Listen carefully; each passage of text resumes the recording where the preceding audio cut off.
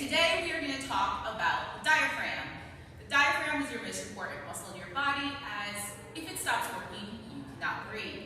So, as an athlete and as a client of mine, I want to make sure that you understand the anatomy of the diaphragm.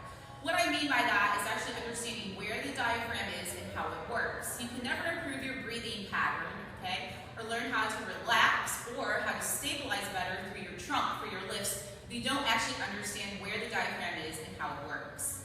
The top of your diaphragm attaches right here, okay? This is called your xiphoid process. It's that area, if you've ever been to a CPR class, they tell you to give compressions.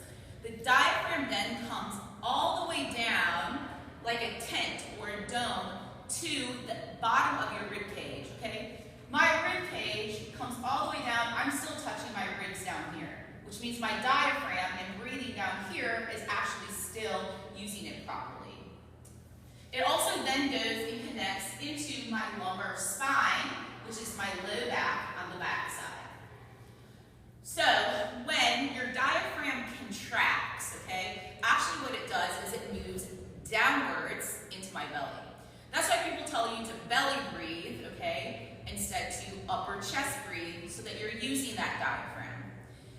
So if we use this as a reference point of my hand being the upper part of my diaphragm and my elbows being the bottom part of my diaphragm, when I take a deep inhalation in, my hands go down and my elbows go out, and my diaphragm contracts and my ribs move out in order to make space for that. When I exhale, my diaphragm comes up and my rib cage comes down.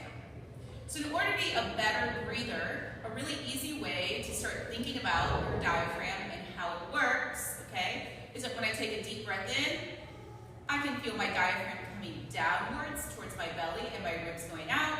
And when I exhale, I feel my diaphragm come up and my ribs coming back in.